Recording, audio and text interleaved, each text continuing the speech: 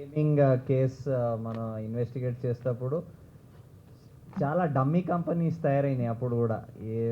దాంట్లో initial directors Chinese ఉంటారు, తర్వాత ఇండియన్స్, ఫస్ట్ ఇండియన్స్ పెడతారు, దాని తర్వాత చైనీస్ వస్తారు. అలా మనం అవి ఆ నెట్వర్క్ అంతా క్లోజ్ అయినాక సైబర్ క్రైమ్ ఇన్వెస్టిగేట్ చేసిన చాలా కంపెనీస్ అకౌంట్స్ ఫ్రీజ్ అయిన తర్వాత ఇప్పుడు మాకేమనిపిస్తుందంటే వాళ్ళ తీరు మార్చేశారు. ఇప్పుడు చైనీస్ అసలు ఆ డైరెక్టర్షిప్ కానీ షేర్ హోల్డర్లో ఎక్కడ రావటం లేదు. వాళ్ళు ఏం చేస్తున్నారు, ఇండియన్స్ అంటే ఇప్పుడు మేము 11 మెంబర్స్ అరెస్ట్ చేస్తే ఒక last serial number 11లో Jeevan Jyoti అని హెచ్ఆర్ మేనేజర్ అని పేరు ఉంది. ఆమె మీరు చూస్తే డైరెక్టర్ కూడా ఉంది ఈ లియోఫాంగ్ అండ్ హార్ట్ఫుల్ టెక్నాలజీస్లో. సో వాళ్ళు ఏం చేస్తున్నారు, ఎంప్లాయ్ చేసి వాళ్ళకే డైరెక్టర్షిప్ చేసేస్తున్నారు కంపెనీలో. సో వాళ్ళు ఎస్కేప్ అయిపోవడానికి. కానీ దీంట్లో కూడా ఇప్పుడు సిపి గారు ముందు చెప్పినట్టు మాకు ఒక చైనీస్ నేషనల్ది పాస్పోర్ట్ కాపీ దొరికింది అక్కడ రేడ్లో. మన క్వశ్చనింగ్లో ఏం తెలిసిందంటే ఆమె ముందు అక్కడ హెడ్గా పనిచేసి ఇప్పుడు వెళ్ళిపోయినట్లు తెలుస్తుంది. ఇప్పుడు వరకు షూర్ లేదు కానీ వెరిఫై చేస్తున్నాం, వెళ్ళిపోయినట్లు తెలుస్తుంది. ఆమె కూడా అక్కడ పనిచేసింది. ప్లస్ వీళ్ళకి మెయిన్ డైరెక్షన్స్ వాట్సాప్లో కంట్రీ బయట నుంచి వస్తున్నాయి. అది ఇండోనేషియా నుంచి వస్తున్నాయి వీళ్ళు చెప్తున్నారు.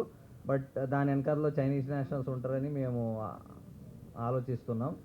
అది కాకుండా ఇంకొక చైనీస్ నేషనల్ కూడా ఈ కంట్రీలో వీళ్ళకి కొన్ని రోజులు హెడ్గా ఈ ఆపరేషన్స్ మేనేజ్ చేయడానికి అపాయింట్ చేయడానికి కూడా వాడు కూడా కీలకమైన పాత్ర నిర్వహించాడు.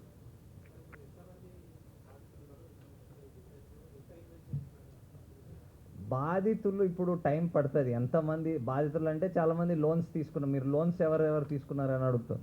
సో ఎంతమంది తీసుకున్నారు, ఇంకా data, financial transaction, back linking back and reverse process చూసుకోవడం ఇంకా కొంచెం టైం పడుతుంది. బికాజ్ వీళ్ళు చాలా లేయర్స్ పెట్టారు. అంటే ఫర్ ఎగ్జాంపుల్ మీకు ఒక చిన్న ఉదాహరణ ఇస్తా. ఇప్పుడు ఎంప్లాయీస్ శాలరీకి వాళ్ళు ఏం చేశారు, జనరల్ ఒక కంపెనీ ఎంప్లాయీ పెట్టుకుంటే ఎలా చేస్తుంది, వాళ్ళ అకౌంట్ నుంచి ప్రతి నెల శాలరీ వచ్చేస్తుంది.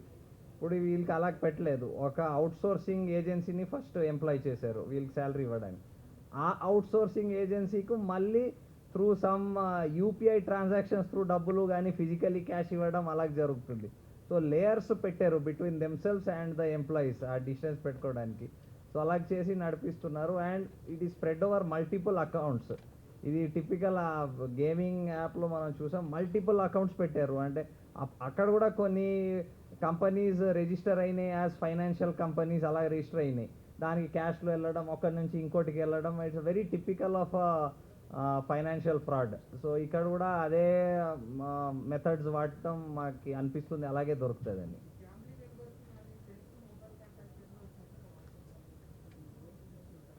ఇంకోసారి చెప్తారా?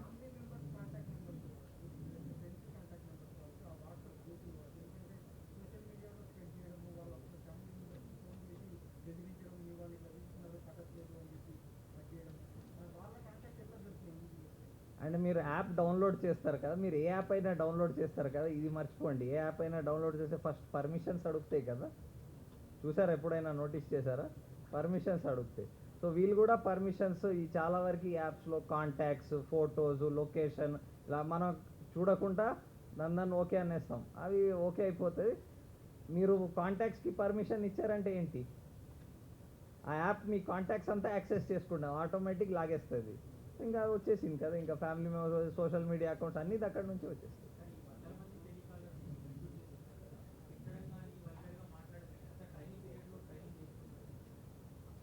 ఇది కూడా వేరే వేరే లెవెల్ పెట్టారు. అంటే ఇక్కడ హైదరాబాద్ ఉన్న సెంటర్లో వాళ్ళు చెప్పడం ఏమంటే ఇక ఇవన్నీ వెరిఫై, ఇక ఇప్పుడు జస్ట్ ఓపెన్ అవుతుంది, ఇంకా వెరిఫై చేయాలి.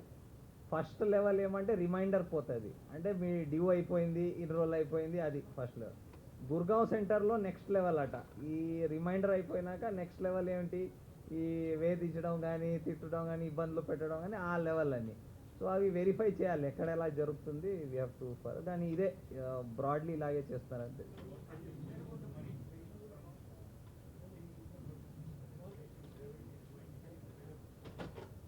As of now, the money trail is we have just sharing offhand some data. We have located about 10 bank accounts and about close to about 75-80 what you call as wallets, digital wallets. But we are still to analyze the data, the flow of money in and out of those. It takes some time.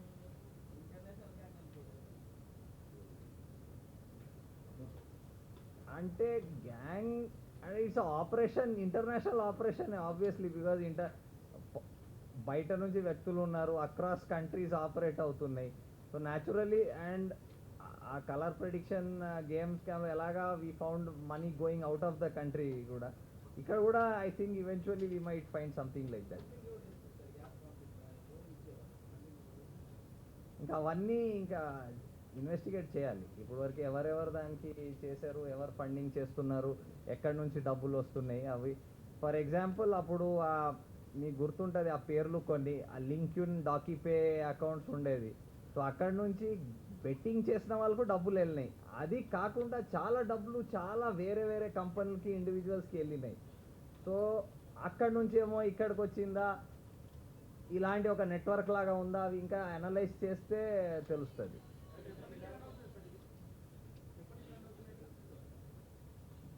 ఎప్పుడు how many అంటే different periods ఉన్నాయి కొన్ని.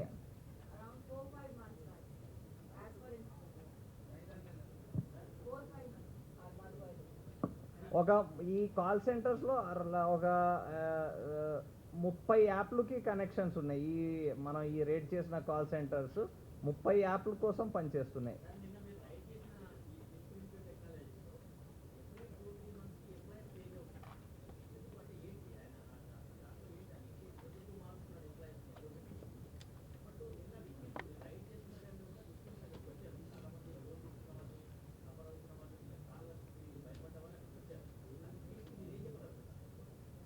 Victims అక్కడెందుకు, police station వచ్చి మాకు complaint చేస్తే we will take further action on that. ఎందుకంటే these are call centres. ఇక్కడ ఇప్పుడు మీరు చూస్తే చాలా కాలర్స్, మీరు ఫస్ట్ క్వశ్చన్ అడిగారు కదా ఎందుకు చేంజ్ అవుతున్నారు, majority of these callers are in the age of 18, 19, 20 years. అంటే ఇంటర్, 10th ఇంటర్ అలాగా, ఆర్ జస్ట్ గ్రాడ్యుయేషన్ చదువుతున్నట్టు వాళ్ళు ఉన్నారు ఎక్కువగా.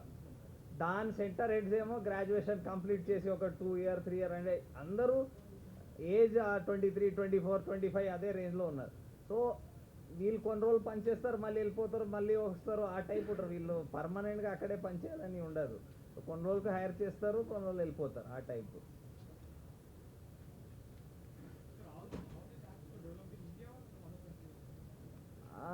Development we're yet not sure where these apps were developed, but these apps have lot of resemblance.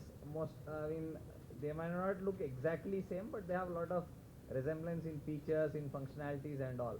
So it could be a set of companies or individuals who would have developed it. We don't know where they were developed exactly. Sir, mic daggare pettukondi.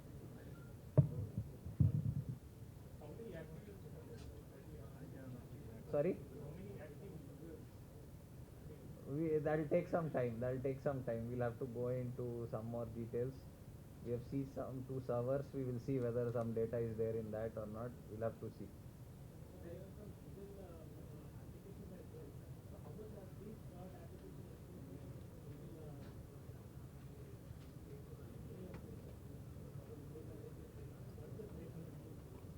Legal apps would be registered with, they would be an app of a finance company, a registered finance. There are a lot of legal finance companies where you can have personal loans, so vehicle loans and all sorts of things. So if that company has an app, so that it will come with the name of the company. A particular bank also would have an app, but that would have it would say very clearly what is the name of the company, what are the details and all. So that kind of thing would be there. So it's very easy to distinguish from a reputed known finance company and something like this. Madam. స్పెసిఫిక్గా అంటే చాలా ఆబ్సీన్ మెసేజ్లు పంపించడం అలాగైనా evidence ఉంటే ఖచ్చితంగా మనం action తీసుకోవడం జరుగుతుంది. ఆ చట్టపరంగా అలాగే యాక్షన్ తీసుకోవడం జరుగుతుంది. కాల్స్ వెళ్ళేవి వచ్చేవి కూడా, కానీ లోన్స్ కూడా దేశవ్యాప్తంగా వెళ్ళినాయి. కేసెస్ ఎక్కడైనాయి ఇంకా మనం చెప్పలేం. మన దగ్గర అయితే అయినాయి, ఇంకా ఎక్కడ చేయొచ్చు చేయలేకపోవచ్చు చెప్పలేం.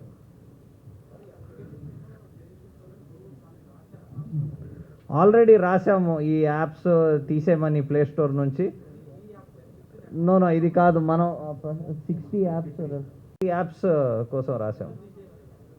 ఇంకా మనకి ఎన్ని తెలిస్తే అన్ని రాస్తాం. ఎన్ని యాప్స్ ఉన్నాయి దానికి ఎగ్జాక్ట్ కౌంట్ అంటే కొన్ని వస్తాయి, కొన్ని కొత్తవి చేంజ్ అవుతూ ఉంటాయి, మనకి తెలియదు కదా. ఎన్ని తెలిస్తే అన్ని రాస్తాం.